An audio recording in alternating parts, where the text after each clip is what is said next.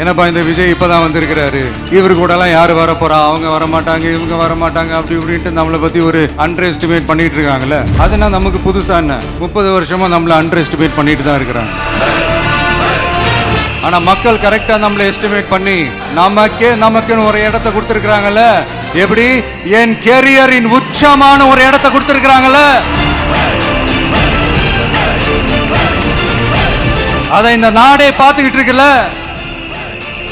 ஏன் அப்படி எனக்கு அந்த இடத்த கொடுக்கணும்? ஏன்னா இந்த விஜய் நம்ம பிள்ளையாச்சே, நம்ம அண்ணனாச்சே, நம்ம தம்பியாச்சேன்னு சொல்லி அவங்க மனசுல அப்படி தோணுது.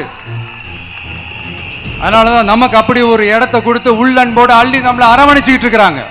இந்த தேர்தல், இந்த கூட்டணி, இதெல்லாம் பத்தி நிறைய இந்த ஹேஷியங்கள் ஜோஷியங்கள் எல்லாம் நடந்துகிட்டு இருக்கு இல்லையா.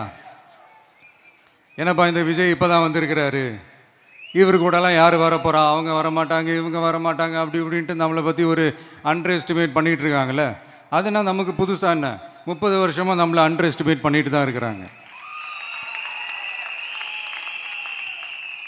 ஆனா மக்கள் கரெக்டா நம்மளை எஸ்டிமேட் பண்ணி ரொம்ப அழகா, ரொம்ப அக்கறையா, ரொம்ப தெளிவா, ரொம்ப தீர்க்கமா நமக்குன்னு ஒரு இடத்த கொடுத்திருக்கிறாங்கல்ல. எப்படி? என் கேரியரின் உச்சமான ஒரு இடத்த கொடுத்திருக்கிறாங்கல்ல. அதை இந்த நாடே பார்த்துக்கிட்டு இருக்குல்ல.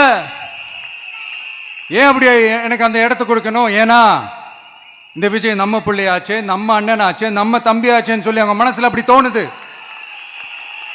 அதனாலதான் நமக்கு அப்படி ஒரு இடத்த கொடுத்து உள்ளன்போடு அள்ளி நம்மளை அரவணைச்சிக்கிட்டு இருக்கிறாங்க.